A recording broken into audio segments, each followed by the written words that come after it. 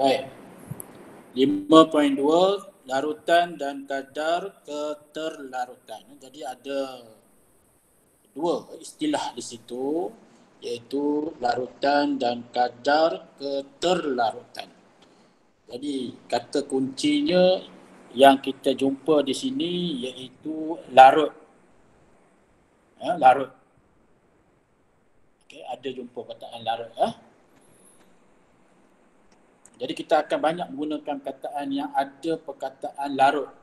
Sama ada larutan, sama ada kita guna kataan zat terlarut, kita akan jumpa kataan pelarut. Contoh lagi lah, yang tidak lari daripada perkataan larut. Larut ni maksudnya campuran. Campuran dua atau lebih bahan dalam satu pelarut. Nanti kita akan tengok apa definisi larutan itu sendiri.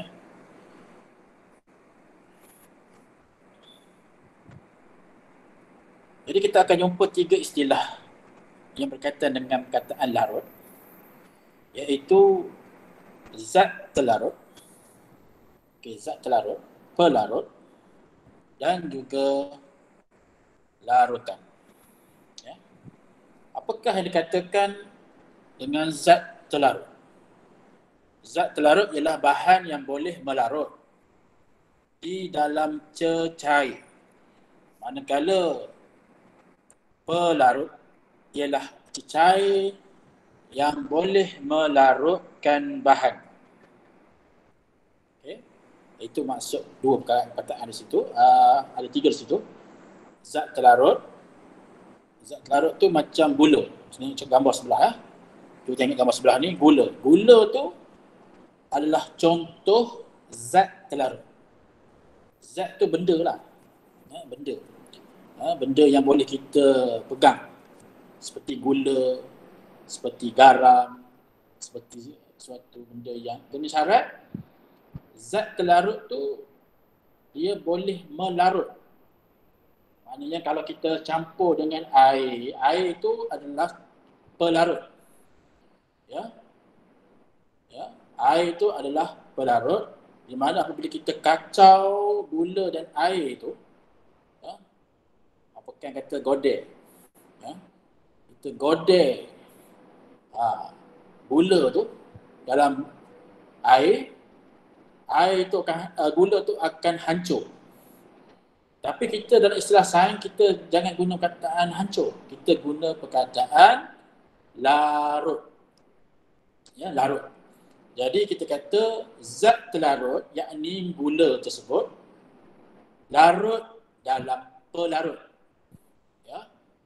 Larut. Kemudian bila dia dah larut dalam pelarut tersebut, maka kita kenali ia sebagai larutan. Larutan. Dan kalau kita tengok contoh tadi, maknanya kalau gula tambah dengan pelarut sama dengan larutan. Larutan apa? Iaitu air gula. Jadi formula matematik lah ni. Ni kira-kira macam formula matematik. Apa dia formula matematiknya? Iaitu zat terlarut, kita tambah dengan pelarut menghasilkan sama dengan larutan. Larutan. Ini formula dia. Ini formula dia. Zat terlarut tambah pelarut sama dengan larutan. Contoh tadilah. Contoh yang tadi, gula tambah air menghasilkan air gula. Air gula. Maknanya di situ, gula adalah zat terlarut, air adalah pelarut, manakala air gula adalah larutan. Faham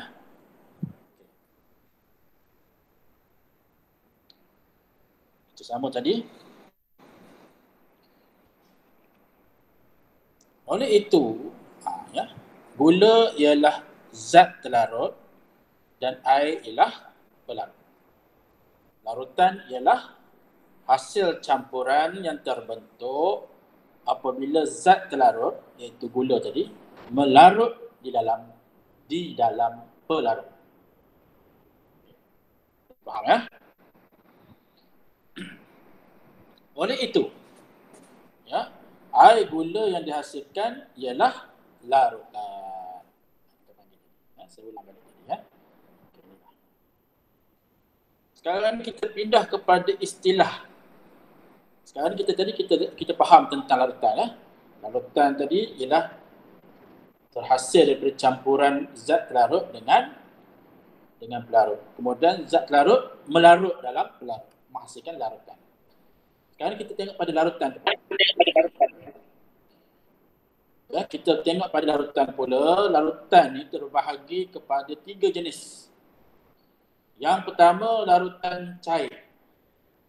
Yang kedua, larutan pekat. Dan yang ketiga, larutan tepung. Jadi, larutan tu cair ke pekat ataupun tepung, dia bergantung kepada kuantiti zat terlarut dalam pelarut. Jadi maknanya kalau kita isi satu, contohnya segelas air itu ialah pelarut. Kita letakkan 1 sudu gula dalam gelas tu. Kemudian gelas yang kedua kita letak 2 sudu. Gelas yang ketiga kita letak 10 sudu contohnya.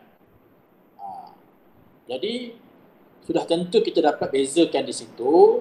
Gelas yang pertama tadi kita letak 1 sudu saja gula. Jadi bila kita kacau, kemudian gula tu melarut, jadilah dia sebagai air gula. Tapi air gula yang cair. Yang kedua tadi kita letak mungkin katakan 2 atau 3 sudu. Kita kacau zat terlarut iaitu gula yang 3 sudu tadi ke dalam pelarut yang sama kuantiti dia, gelas yang saiz sama. Kalau air itu katakan kuantiti semua 3 gelas tu sama. Yang kedua tu kita letak 3 sudu gula sebagai contoh. Nah, kita kacau, gula tu melarut dalam pelarut itu air, jadilah air gula. Tapi air gula yang pekat. Dan gelas yang ketiga kita letakkan sebagai contoh, kita letakkan 10 sudu. Sudu yang kita kata sudu besar lah. Bukan sudu teh, sudu besar. Dipanggil sendiri tablespoon. Tablespoon ataupun sudu besar. Kita letak 10 sudu dalam gelas yang mengandungi air dengan kuantiti isi padu yang sama. Apa yang berlaku? Iaitu dia jadi tepung. Jadi kita guna tengok apa yang dimaksudkan dengan larutan tepung. Jadi larutan yang dihasilkan boleh dikelaskan kepada larutan cair, larutan pekat dan larutan tepung. Saya dah sebut tadi. Jadi kita tengok perbezaan antara ketiga-tiga jenis larutan tersebut. Larutan cair iaitu kuantiti zat terlarut yang sedikit di dalam pelarut. Jadi bila dia kuantiti dia sedikit, maka dia boleh melarutkan banyak lagi zat terlarut. Contoh tadi saya kata katakan ada segelas air, kita katakan gelas yang sama besar bagi contohlah. Kemudian kita letakkan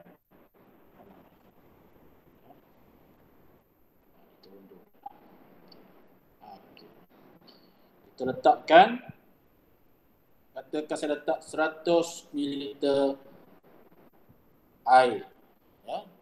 Ini air lah ni.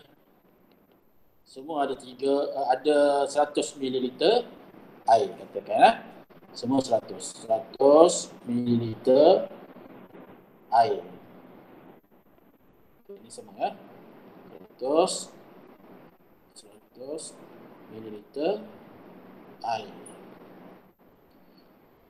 Kemudian yang katakan saya sudah sebagai A, ini B, ini C ya. Yang A ni saya letakkan satu sudu. Okey, satu sudu zat terlarut. Ya, satukan gula. Satu. Yang ni saya letak 3. Ya. 3. Okey, 3. 3 sudu gula. Yang ni letak katakan 10. Okey, 10. Jadi yang larutan cair ni dia masih boleh melarutkan banyak lagi sebab hanya satu je. Kita letak tu dalam jadi gitulah. Katakan begitu. Gula tu berkumpul satu. Banyak lagi yang kosong. Itu maksud dia. Boleh melarutkan banyak lagi zat larut. Maka kita panggil dia larutan cair. Kalau larutan pekat ni kita letak 3. Katakan ni 1, 2, 3 sudu. Ya. 3 sudu. Ya. Maknanya kuantiti zat terlarut yang banyak, dia banyak di dalam pelarut. Maka dia boleh melarutkan sedikit sahaja lagi zat terlarut. Tapi larutan tepung, kita letak 10. 1, 2, 3, 4, 5, 6, 7, 8, 9, 10. Penuh. Katakan ya. Jadi kuantiti zat terlarut yang berlebihan di dalam pelarut. Itu maksud dia ya. Berlebihan. Tepung ni dah tak boleh dah maksudnya. Tidak boleh melarutkan zat terlarut lagi dan menghasilkan mendapkan. Ya, istilah dia mendapkan. Itu maksud larutan tepung ya. Boleh faham tak? Istilah tu ya. Mula kita belajar tadi apa? Memula kita belajar tentang istilah zat terlarut, pelarut, larutan. Kemudian kita pergi kepada larutan tu, larutan ada 3, larutan cair, larutan pekat dan larutan tepung. Sekarang ni kita tengok larutan dan ampaian. Ya, apakah perbezaan dia? Jadi larutan ialah campuran jernih. Ya, campuran jernih. Bila kita kacau tu, dia jadi hasil jernih. Yang terhasil apabila zat terlarut, larut di dalam pelarut. Itu tadi faham dah senang istilah larutan. Manakala ampaian. Ampaian ialah campuran keruh. Ya, kalau larutan campuran jernih. Tapi ampaian ialah campuran keruh yang terbentuk daripada zat terlarut yang tidak larut di dalam pelarut. Ya, kita isi satu benda, ya, tapi zat terlarut tu dia tak boleh melarut. Ya, bila dia tak boleh melarut dalam pelarut, dia akan menghasilkan larutan yang keruh. Ini kita akan tengok contoh nanti ya. Kalau gambar rajah sebelah tadi, kita tengok gambar sebelah ni. Okay. Kita ambil pasir, ya, pasir. Kemudian kita isi dalam air ataupun air yang mengandungi pasir. Kemudian kita isi dalam bikar. Ya, kita akan dapat lihat terbentuknya ampaian. Terampai ya. Ada benda terampai. Jadi ampaian tu terbentuk hasil daripada campuran air dan pasir yang kecil. Ya. Kita tahu bahawa pasir dia tidak boleh larut dalam air. Maka terhasillah ya campuran yang keruh. Air akan kelihatan keruh.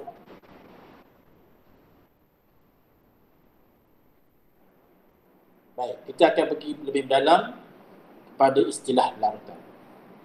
Jadi kita tahu ya, larutan terhasil apabila zat larut yang tersebar secara sekata dalam pelarut.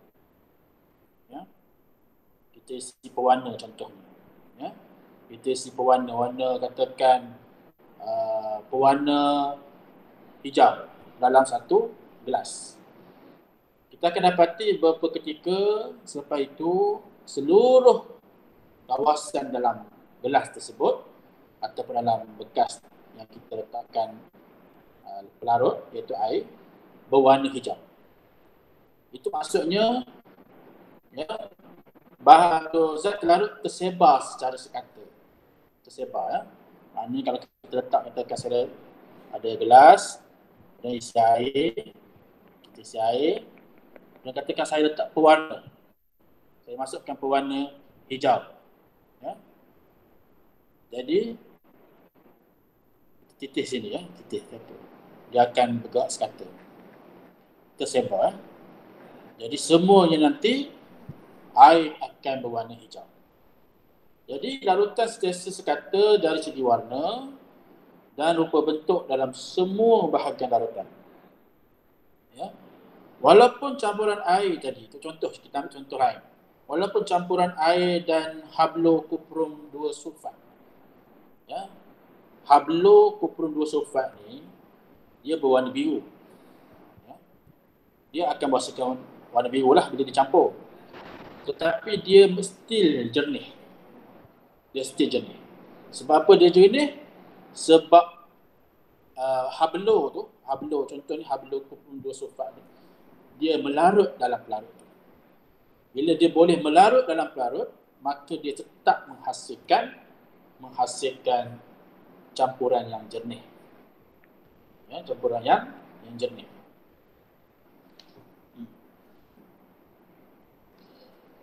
Faham istilah tersebut? Jadi sebab apa? Sebab saiz zarah-zarah zat terlarut yang kecil. Dalam masa sama, bila dia tu kecil, cahaya boleh menembusinya. Ya, boleh menembusi larutan tersebut. Walaupun kita letak pewarna di dalam pelarut tersebut. Jadi hal ini menyebabkan larutan tidak meninggalkan sebarang sisa ketika dituras. Ya, tak ada sisa. Ya. Bila kita curah, kemudian kita ada gunakan kertas turas sebagai penuras, kita dapati pada kertas turas tu tidak terdapat sebarang sisa. Ya, sisa hablo tu lah. Katakan hablo kuprum 2 sulfat. Maka tidak ada tinggal pada kertas turas tersebut. Dan apa? Dia telah melarut. Bagi ampayan ni kelihatan keruh. Ya, kerana terdapat zat terlarut yang tidak melarut di dalam pelarut. Contoh kita ambil serbuk kapur. Ya, serbuk kapur, kemudian kita letakkan ke dalam pelarut, iaitu air. Kita kacau. Ya, kita biarkan. Kita akan dapati bahawa serbuk kapur tidak larut dalam air. Bila tidak larut dalam air, saiz ataupun disebabkan oleh saiz zarah-zarah ampayan yang terlalu besar, dia boleh menghalang cahaya menembusinya. Ya, dan kita akan dapat lihat ya, dia keruh ampayan itu. Ya, keruh. Jadi ke mana pergi sisa-sisa tersebut? Sisa-sisa tersebut akan mendak di dasar. Dan apabila kita tapis menggunakan kertas turas, kita akan dapat lihat sisa tu terperangkap pada kertas turas tersebut. Ya, itu adalah bukti bahawa kapur ataupun serbuk kapur tidak larut dalam air. Okey, habis. Ya, berkaitan dengan larutan. Ya, kita belajar tadi bermula daripada istilah zat terlarut, pelarut, larutan. Dan larutan ada larutan cair, larutan pekat, kemudian larutan tepung. Kemudian kita tengok perbezaan pula antara larutan dan ampayan. Sekarang kita pergi kepada istilah keterlarutan. Ya, keterlarutan. Tapi masih lagi ada perkataan larut. Bila kita jumpa perkataan keterlarutan, ia merujuk kepada kuantiti maksimum zat terlarut yang dapat larut di dalam 100 ml pelarut pada suhu yang tertentu. Ini panjang sikit ya. Iaitu kuantiti maksimum. Berapa banyak zat terlarut tu dia boleh melarut dalam 100 ml pelarut pada suhu yang tertentu. Maknanya suhu boleh menjadi faktor keboleh larutan sesuatu zat terlarut. Yang kita kenali juga sebagai kadar keterlarutan. Jadi kadar keterlarutan dipengaruhi oleh faktor pertama, suhu. Kedua, kadar kacauan. Kerak tak kerak.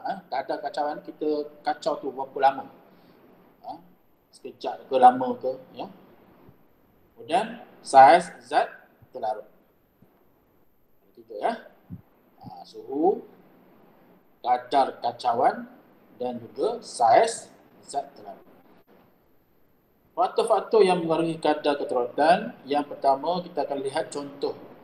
Ya, gula larut lebih cepat di dalam air kopi yang panas apabila dikacau. Katakanlah ada 2 gelas.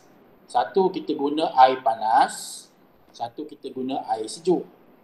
Kalau air panas ni, kalau kita ambil termometer, kita sukat suhu air tu, gunakan termometer, mungkin suhu dia katakan sebagai 65 darjah Celsius. Yang sebelah lagi, yang gelas satu lagi, kita letakkan kuantiti air yang sama, tetapi air sejuk, suhu dia mungkin katakan 10 darjah Celsius. Contohnya. Kemudian kita letakkan gula dalam kedua-dua gelas tersebut dalam kuantiti yang sama.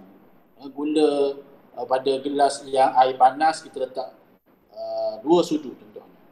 Yang air sejuk pun 2 sudu. Kemudian kita sama ada kita biarkan ataupun kita kacau. Kita boleh. Kita boleh decide. Tapi kita kena malarkan. Kalau kita nak kacau, dua-dua kita kena kacau. Kalau kita nak biarkan, dua-dua kita kena biarkan. Jadi, gula larut lebih cepat di dalam air kopi yang panas apabila dikacau. Ini menunjukkan bahawa suhu dan kadar kacauan yang tinggi menyebabkan zarah-zarah pelarut. Zarah pelarut ni merujuk kepada air lah. Bergerak dengan pantas. Bila kita kacau, kita godeh tu. Jadi air akan bergerak pantas. Hal ini menyebabkan zarah-zarah pelarut dan zat terlarut dia lebih cepat mengisi ruang di antara satu sama lain. Okay. Itu faktor. Kita tengok lagi. Faktor-faktor yang mengaruhi kadar keterlarutan. Perbandingan antara gula halus dengan gula kiok. Yang manakah yang lebih tinggi kadar keterlarutan? Sudah tentulah gula halus larut lebih cepat berbanding dengan gula kiok. Jadi ini faktor apa? Faktor saiz zat terlarut. Semakin kecil saiz zat terlarut, semakin besar jumlah luas permukaan yang terdedah kepada zarah-zarah pelarut. Katakan kita guna gula halus dengan gula kasar. Logiknya gula halus lah cepat melarut. Tapi kita kena tahu reason tu kenapa. Kenapa gula halus tu dia cepat? Kata kenapa bila ditanya, kenapa gula halus cepat larut dalam air panas? Kita pun kata kerana dia halus. Tak boleh kata gitu. Dah gula halus, kerana dia halus tak boleh lah. Kita kena jawab secara sains. Kerana luas permukaan yang terdedah ataupun jumlah luas dia besar. Semakin kecil sesuatu saiz zat terlarut tu, semakin besar jumlah luas permukaan. Itu jawapan dia, kita sebut itu. Jumlah luas permukaan yang terdedah kepada zarah-zarah pelarut. Jadi akibatnya zat terlarut melarut dalam pelarut dengan lebih cepat. Itu dia jawapan dia. Jawapan yang saintifik. Sekarang ni kita pergi kepada tambahan satu lagi istilah. Tadi kita kita telah bincang tentang larutan dan ampaian. Satu lagi iaitu istilah kolloid. Kolloid. Apa itu colloid? Jadi colloid ialah campuran dua atau lebih zat terlarut. Tadi kita bincang tentang larutan dan juga ampaian, seolah-olahnya kita cerita satu zat terlarut. Contohnya gula. Gula tu contoh zat terlarut. Bagaimana sekiranya ada lebih daripada satu zat terlarut? Jadi itulah guna istilah colloid. Colloid ialah campuran dua atau lebih zat terlarut yang tersebar secara sekata. Contoh kita nak buat air. Okey, kita nak buat air Milo. Milo tu kita nak isi apa? Kita isi zat terlarutnya ialah serbuk Milo tu lah. Coklat. Serbuk coklat tu, Milo tu dia nama. Kemudian kita isi susu. Contohnya susu pekat. Kemudian mungkin susu tu kita boleh slash ataupun kita ganti dengan gula. Gula pasir. Gula pasir. Jadi di situ ada berapa? Ada dua zat terlarut, iaitu serbuk coklat dan juga gula tu sebagai zat terlarut. Kemudian kita isi dalam pelarut. Pelarut tu air panas lah. Jadi saya sejuk pula. Isi air panas. Sebenarnya kita kacau. Kita kacau. Kita pun panggil itu air Milo. Air Milo tu adalah larutan. Larutan kan asalnya. Tapi sebabkan ada dua daripadanya adalah zat larut, maka kita panggil dia adalah colloid. Kita panggil lagi larutan. Kita panggil dia colloid. Akan tetapi colloid tidak membentuk campuran yang jernih. Dia tak hasil yang jernih. Dia akan menghasil dan juga tidak menghasilkan mendakan. Jernih pun tidak, mendakan pun tidak. Maknanya dia bukan larutan dan dia juga bukan ampaian. Dia duduk tengah-tengah. Dia antara keruh dengan jernih. Dia itulah. Itu dia katakan colloid. Jadi colloid adalah suatu bentuk campuran yang keadaannya terletak di antara larutan dan ampaian. Itu saya sebutkan tadi. Contoh colloid dalam kehidupan harian kita. Tengok ada 3 gambar di sebelah kanan tu. Ada 3 gambar di sebelah kanan. Yang pertama tu busa. Busa yang digunakan dalam krim pencukur. Ni orang nak cukur jambang. Kalau awak ni jambang, kemudian nak bagi supaya bulu-bulu jambang tu ditanggalkan dengan baik, dan tidak melukakan, tidak menyakitkan. Jadi menggunakan krim pencukur. Jadi krim pencukur tu adalah contoh colloid. Emosi, contoh yang kedua. Emosi yang terdapat dalam susu. Susu ataupun mayones. Habis berkenaan dengan colloid. Sekarang ni kita nak kaitkan pelarut. Pelarut yang kita bincangkan selama ini ialah air. Air. Jadi air sebagai pelarut semester. Apa pula maksud semester di situ? Air dikenali sebagai pelarut semester kerana keupayaannya untuk melarutkan hampir semua bahan, sama ada pepejal, cecair ataupun gas. Okey, dia kata sini hampir semua. Hampir semua. Bermaksud ada lagi lah yang tak boleh.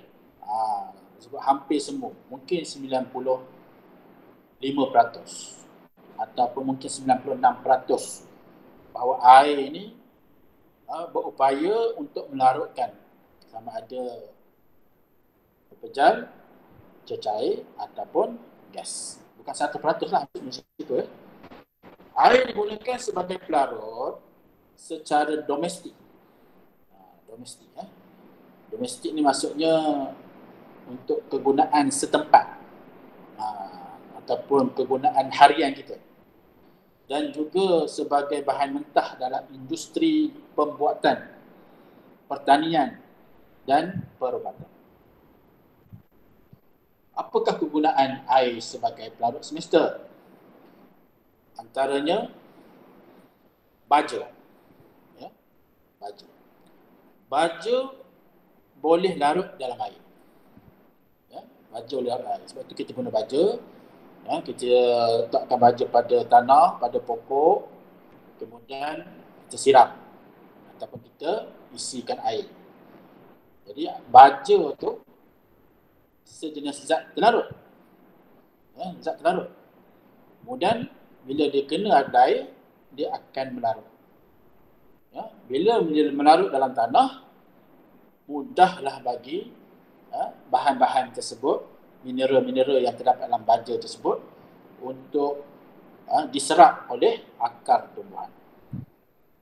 Yang kedua, minuman ringan. Minuman ringan dihasilkan dengan menggunakan air sebagai pelarut. Minuman ringan. Tak kira lah apa minuman ringan ni? Air bergas. Disebut minuman ringan, air yang berwarna pun sebagai kegunaan air. Sebab bahan-bahan tersebut boleh larut dalam air. Ataupun air dapat melarutkan deterjen. Deterjen ni ialah bahan pencuci lah, yang digunakan dalam proses pembersihan. Seterusnya, ada beberapa contoh pelarut bukan air. Yang mana yang saya sebut tadi, yang kata ada sebahagian ni bukan air. Bukan semuanya air adalah pelarut. Jadi kita kata pelarut adalah pelarut semesta. Apa yang dikatakan pelarut semesta?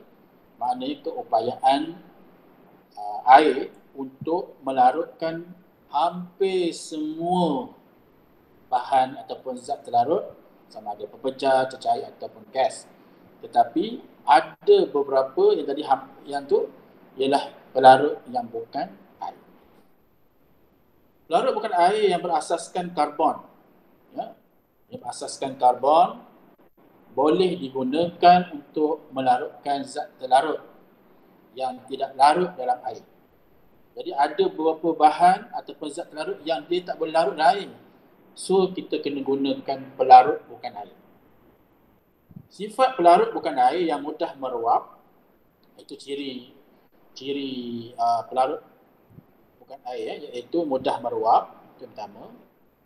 Menyebabkan pelarut ini digunakan secara meluas dalam penyediaan bahan semburan seperti cat, minyak wangi dan juga racun serangga. Jadi pelarut bukan air ni juga kita kena tahulah, sebab dia tu bahan yang berbeza dengan air, maka kita perlu kendalikannya dengan cermat. Ya, kerana bahan ini sebab dia meruap, dia perlu dikendalikan dengan cara yang betul, cara yang cermat, supaya dia tidak menjejaskan kesihatan kita. Contoh pelarut bukan air, iaitu alkohol. Alkohol ni bukan arak, alkohol. Yang kata alkohol ni arak, bukan. Tetapi arak adalah minuman beralkohol. Berbeza tu. Okay. Bukan semua alkohol adalah arak, tetapi semua arak mengandungi alkohol. Dah faham tu. Contoh, minyak wangi. Okey, minyak wangi. Minyak wangi dia isi alkohol, mengandungi alkohol. Tapi minyak wangi ni kita tak minum, bukan arak. Contoh tadi. Yang kedua, antiseptik. Antiseptik ni guna ubat luka lah. Contohnya iodine solution, larutan iodine untuk cuci luka. Yang warna kuning tu. Ya. Dia ada mengandungi alkohol. Tapi dia bukan arak. Ya, jangan diminum pula. Mati. Sebab dia adalah antiseptik. Bila sebut antiseptik, maknanya untuk kegunaan luar sahaja. Gunaan luar, jangan masuk dalam mulut.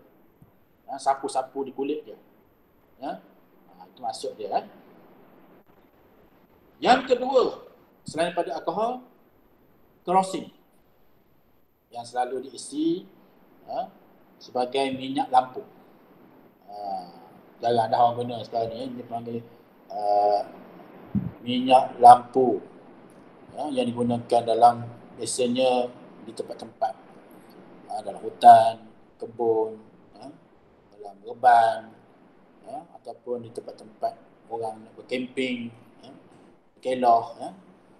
Tapi dulu-dulu biasalah ini adalah lampu ataupun yang digunakan untuk pencahayaan. Selalu orang sebut minyak apa? Minyak gas, minyak tanah lah. Orang kampung sebut minyak tanah. Sekarang ni mungkin budak sekarang ni pun tak kenal minyak tanah ni. Dia tahu minyak masak lah.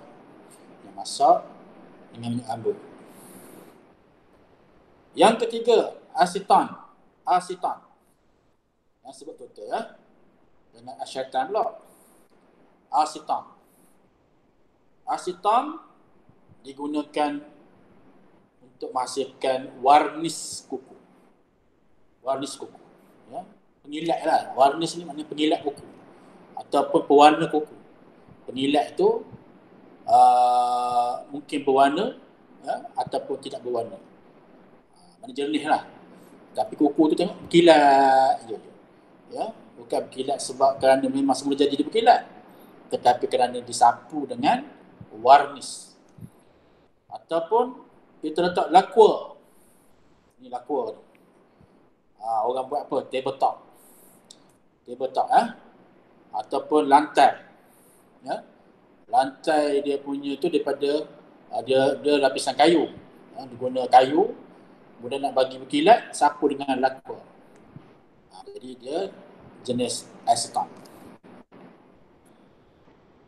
Yang seterusnya keempat, turpentine. Ini biasa untuk menanggalkan kotoran cat.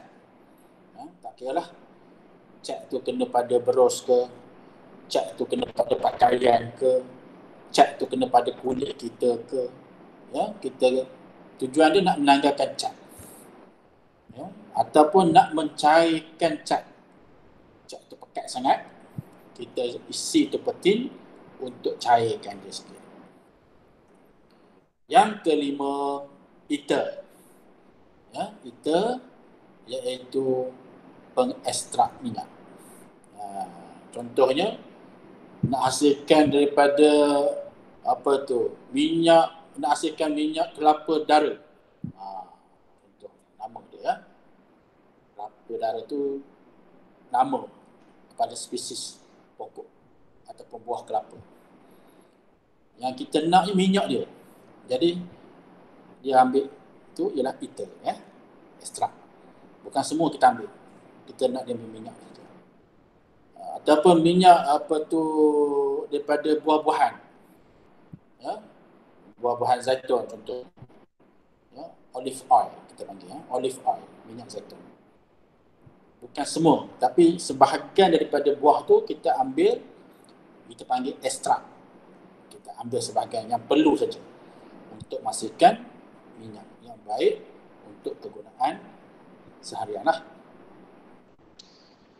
Okey, jadi itulah perbincangan kita untuk tempoh masa yang ada ni. Alhamdulillah selesai kita punya perbincangan. Diharap untuk topik ataupun subtopik 5.3 5.3 kita cover 5.3 selesai lah. InsyaAllah nanti kita akan masuk kepada subtopik yang seterusnya Jadi kita tadi cover 5.2 sebenarnya Saya sebut 5.3 iaitu 5.2 larutan dan kadar keterlarutan. Larutan dan kadar keterlarutan. Jadi sebelum kita berhenti, sebelum kita berhenti